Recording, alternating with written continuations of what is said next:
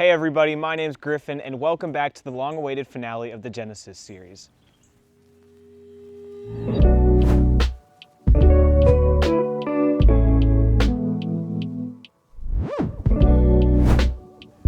Welcome to Bear the Cross.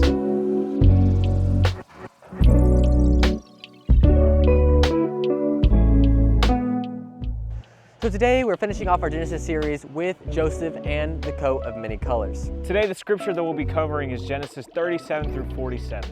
So we start off with Jacob and his 12 sons. The youngest of these is Joseph. Now Jacob loved Joseph the most because he had been born to him in old age. And because of this, the father, Jacob, gave Joseph a coat of many colors. One other important thing to note about Joseph is that he was very good at interpreting dreams.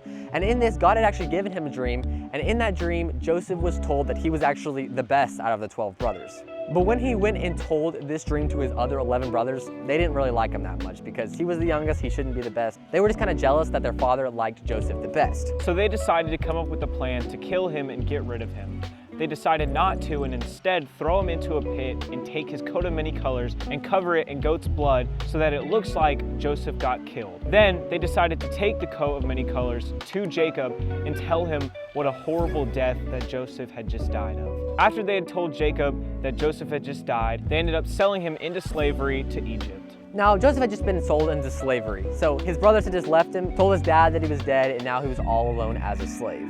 But God provided, and Joseph was actually really good at what he did. He was a servant to Potiphar, but eventually worked his way up the ranks. Now, the thing about Joseph is he was actually pretty good looking, and that's what Potiphar's wife thought. And so Potiphar's wife began to lust over Joseph. But Joseph withstood temptation and stuck to his job of the household. Potiphar's wife came back again asking to do the same thing, but this time very aggressively, grabbing his coat. And she said to all the men, "Look, my husband has brought this Hebrew here to make fools of us, and he came in here and tried to rape me." So she decided to hold on to the cloak until her husband got there so that she could tell her husband about what had happened. So Joseph gone to a pretty good servant to now being thrown into prison.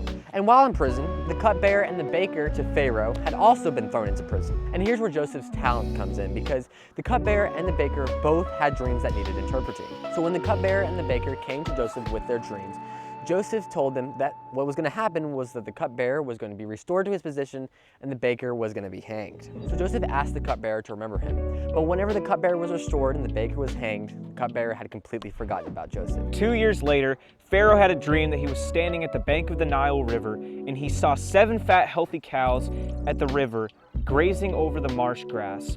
Then he saw 7 more cows behind them from the Nile, but they were scrawny and they were thin.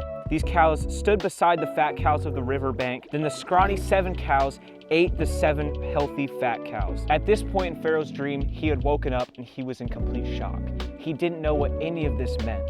Then he fell back asleep and had a second dream. Now this time, he saw 7 healthy heads of grain. Then he saw 7 more heads of grain. But these ones were shriveled up, withered, and east of the wind. So 2 years after the cupbearer had been restored, when Pharaoh had this dream, the cupbearer would remember and be like, "Oh, I have a guy that can interpret dreams." So Pharaoh had asked Joseph to interpret his dream, and Joseph said, "It is beyond my power to do this, but God can be able to interpret your dream for you." Joseph responded with, "Both of your dreams mean the same thing." So Joseph told him, "These dreams mean that you're going to have 7 years of prosperity and then 7 years of famine." So after that, Pharaoh decided that he was going to put Joseph in charge because of how wise and smart he was. Joseph had gone from having a nice loving family to being sold into slavery, then being put in prison, and then being brought back up and eventually becoming one of the highest officials in the kingdom of Egypt. So just as Joseph had interpreted, those 7 years of famine and those 7 years of prosperity had arrived. During the 7 years of famine, Jacob had sent his 11 sons to Egypt to get some more food. And while they were there, they encountered Joseph. However, he was just looking too fancy, they didn't really recognize him. And so now that he had all the brothers back, he cast everyone out of the room and finally revealed himself to his brothers. What we see here is that even in hard situations, God always has a plan. Joseph had trusted God throughout the entire process, even after his brothers had abandoned him. And with that, God provided for Joseph, and in the end, he ended up being one of the highest officials in Egypt. So what this means for us is to be like Joseph. Continue to believe in God and put your trust in God, and He will provide for you no matter the circumstance. The pathway to heaven is never going to be a straight line. There's going to be bumps and hurdles, but in the end, God is at the end, and He's always leading you down that path. So no matter what happens in your life, just remember that God is always with you, because just like Joseph, He will provide, even in dire circumstances. Thanks for watching. That was the finale of the Genesis series. We had a great time covering Genesis with you guys.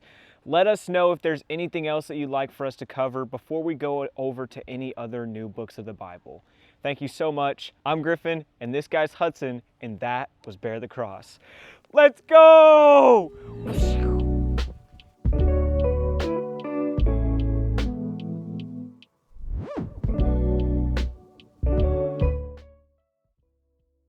Do you want me to say how we'll be talking about the Sermon on the Mount next instead of being like, let us know what you want us to cover next? No, we could put that in the bloopers. Just as a little Easter egg for people who finished watching to the end, you know? Oh, facts. Yes. Hey, guys. Thanks for Hey, watching. yeah, to the thanks end. for being loyal to the fans. Yeah. That's wild. That's wild. Bro, I remember whenever we used to talk about making Bear the Cross. No, it's wild. Now we're here. Oh my gosh, we weren't recording that.